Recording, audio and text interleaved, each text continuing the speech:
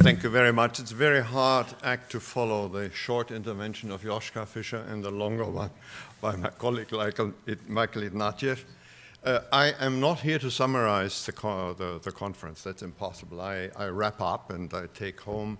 I select very subjectively a few points which I think are worth taking home, and I do that in the tradition of the Kennedy School, which means policy-oriented and following our motto that JFK once gave to us: ask yourself what you can do. And the issues I want to raise are issues where you can do something when you go home. Now, the motto of this conference, let me remind us, is End of the West as we know it. It has a little bit of a Spenglerian touch, cultural pessimism, the civilization perishing, the West perishing. But I thought what was very interesting, our debate really came to the conclusion what we are really witnessing is change, not the disappearance of the West. It will be a different West. And I think that's what you meant, Michael, when you said it's good that it is gone. It is gone. The old West is actually gone. Remind ourselves of the change. We discussed a great deal the European Union. It's tremendous what has been going on. Those of you who live on this side of the Atlantic and who live on the Anglo-Saxon media are daily exposed. Now for years, for example, I read the Financial Times every day, for years I'm exposed to the imminent collapse of the euro, of the disaster of the European Union. It is really quite striking to what extent the public on this side of the Atlantic is unaware of what kind of progress the European Union, after all, has made. We are not at all at the end of the road. And our panel this morning reminded us of the unfinished business. But we are moving ahead. Europe is moving ahead in its enormous project. On NATO, same story. The NATO of the Cold War is gone. It's very, very different today. We have to think about the modern threats. The NATO of today is in Asia. I mean, who would have thought that? It's now withdrawing to some extent, though not completely. And we all have to think of what are the threats of the future. Do we really still need the large armies with which we fought the Cold War? That question came up. Yes, we spent 1%, not enough, as many say, but it was pointed out also, it's very unlikely to think of that of an increase. On the other hand, do we really need these kinds of armies? It seems to me our structure is totally obsolete. All the European countries having more soldiers under arms than the United States, all replicating structures with which you fight the wars of the past. Think of the debate, for example, in Germany we are now having on the new instruments, such as drones. Yes, these are the things to think about. Small units to intervene, not large armies to fight back the Red Army that comes through the Fulda Gap. The world has changed, and you will experience that change, and you will have to make a contribution to raise these very uncomfortable questions. Because be sure, the structures that exist don't like these questions. Our military structures don't like these questions. We also have to deal with a real great danger. It came up, the renationalization of our security policy. As we think about the future of NATO, we have to avoid the renationalization of defense policy that to avoid that NATO was created for. National headquarters are emerging, the central capacity is going down, yet NATO is the only existing instrument, it was pointed out by various speakers, that we have in the West as among us democracies to think about the world, to analyze it, to agree on common measures. We must not weaken it to the point that at the end there's very little left, because the 21st century is very likely to be pretty violent. And the countries of this alliance are members of a peace system. In this area, something extraordinary has happened as a result of of that last very bloody century. It's an area of reliable peace. And in the world of tomorrow, that is extremely important, and we have to preserve it. The renationalization is a big problem. Pooling and sharing was mentioned as one way out, smart defense.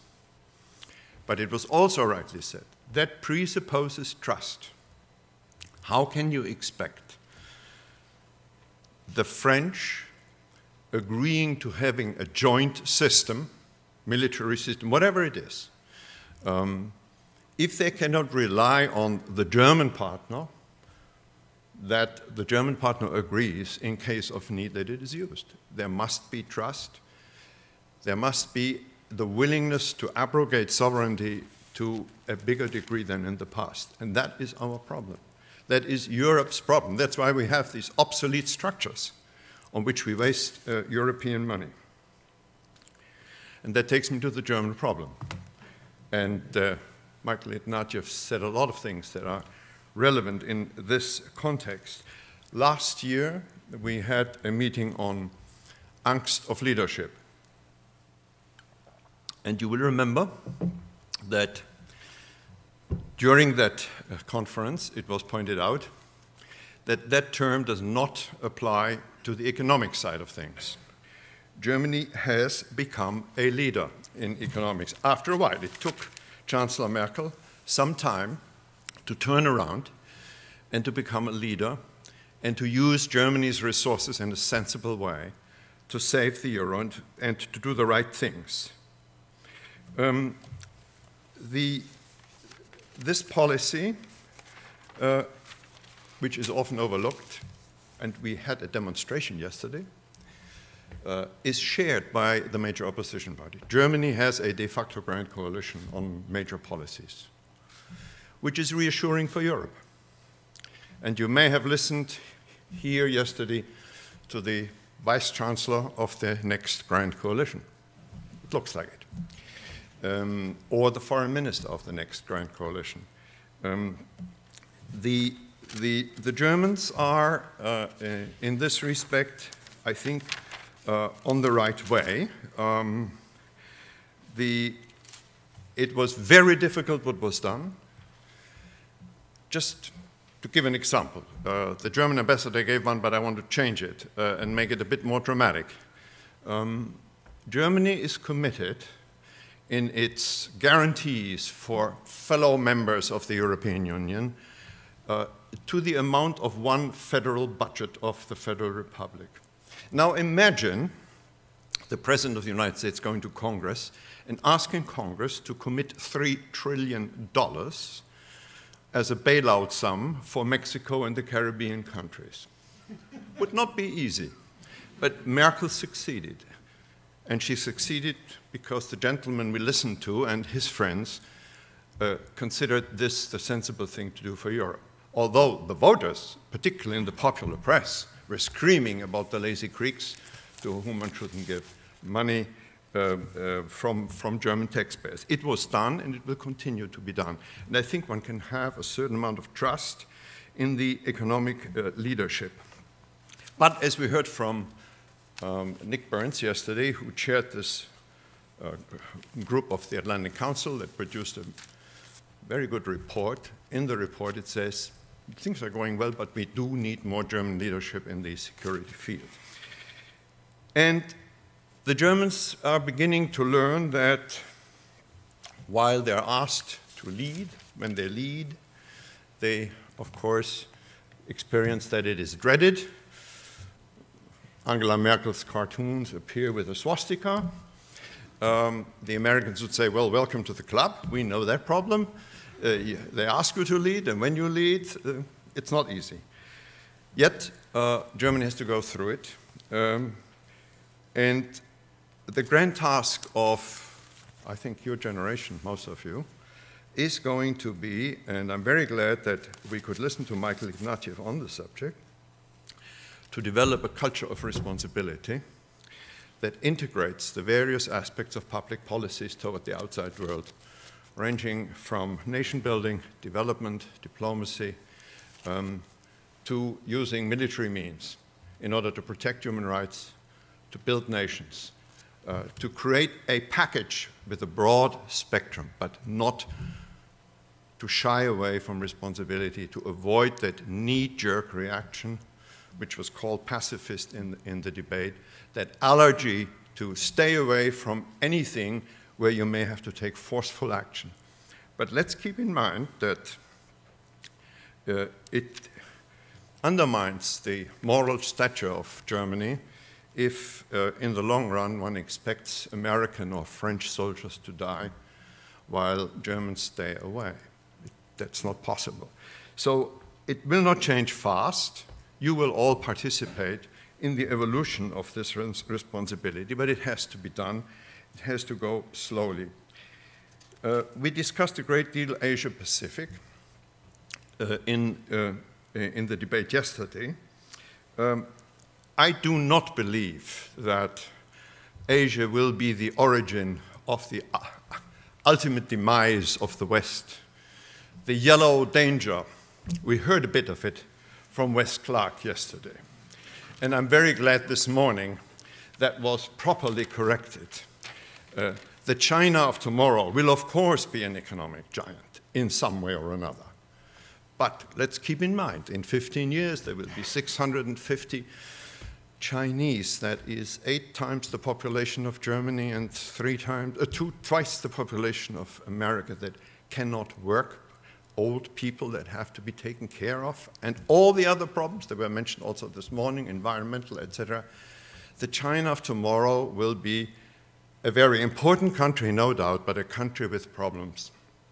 We want to continue to have it as a partner, and it will be in a region where you will see during your lifetime very dramatic developments.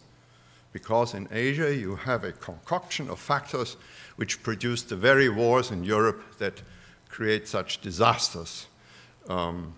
Rising powers, economic might, rearmament process, chauvinism, inadequate dealing with history, border disputes. It's all there. Absence of mechanisms to deal with them, it's also there. So the possibility of conflict is real, and that is one reason why it's extremely important that the rebalancing toward Asia takes place, that the United States pays more attention, and it is real. It's not short-term, it's medium and long-term, but at the end of the day, it's also military.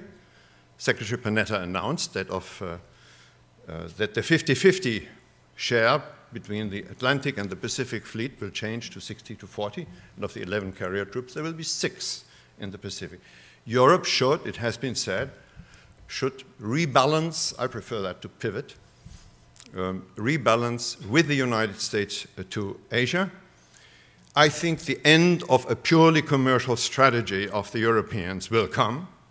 At the moment, all German chancellors went to China to promote trade and investment.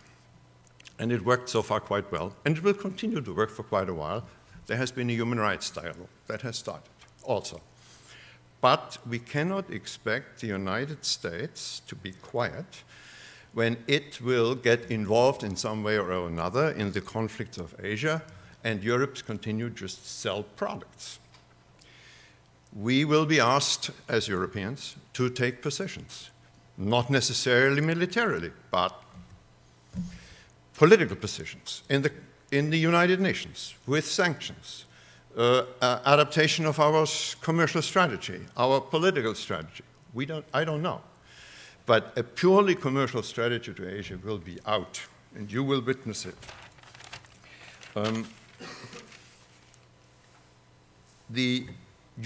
So we will have to look at new ways to rebalance together. Europe and America are not discussing these issues at the moment. We should. But there are some hopeful signs. They were discussed. We will give a new push to economic and trade relations between the United States and Europe with the free trade area. But please keep in mind, it's going to be a negotiation loaded with conflict. It was said, what we're really talking about are not the few percent of tariffs. We are talking about adapting regulatory systems that are products of different cultures to each other. An army of lobbyists will descend on Washington to protect their privileges, I can assure you. And the same will happen in Europe, except in Europe, it isn't just one. It's 27. It's not going to be easy. And that is the responsibility of the politicians now to make sure that we turn these negotiations into a positive event, that we try to restrain these forces and make sure that at the end of this process we have an increase in economic relations between the United States and Europe. Finally, my last point, we had a debate on energy policy, which I thought was very interesting, because in that connection, a very important point came out, which we should keep in mind and reflect upon. There is a geopolitical change between the United States and Europe due to the fact that there are tectonic changes in the energy balance. America is now becoming self-sufficient in gas, soon in oil. The productivity costs of production costs of America will dramatically go down. They have gone down. Europe is still sticking to the old methods. What will happen? The Energiewende, the change of the energy policy of Germany, big project. Exit from nuclear energy. Is it wise the way it is done? In my opinion, it's very unwise. It's too fast. 50% of nuclear energy are taken care of by renewables. 50%. How about the other 50%? Well, coal is coming in from the United States, cheaper than before. CO2 goes up. The energy policy goal of the Energiewende, you can write it off for a long time. Of course, there is expensive Russian gas, which has lower CO2, but it's expensive. So there's a problem here. On top of it, the Europeans refuse to use shale oil, shale gas. Fracking is out. In my opinion, Europe is blind on this issue. It may change. But at the moment, it doesn't look as if Europe would be willing to use the possibilities that America is using. And before they were used, there was a commission that looked at the environmental consequences. It's a publicly accessible report. You can read it. The Europeans could read it too. Yet the Europeans have made their decision. The world is now looking at Germany and wondering, are they going to make it? It doesn't look like it now. Everybody's working on it, but it's open. And the question does arise, will they make it? Or will the whole thing end up like the Berlin airport? Beautiful investment ruin, but not effective. So it seems to me, for those of you who are of the members of the younger generation, there is a lot to think about, to take home, and to exercise responsibility, to change the culture, to raise the unpleasant questions. And that is the purpose of the conference, to help you in doing that. And I wish you all the best. And now the next speaker will conclude.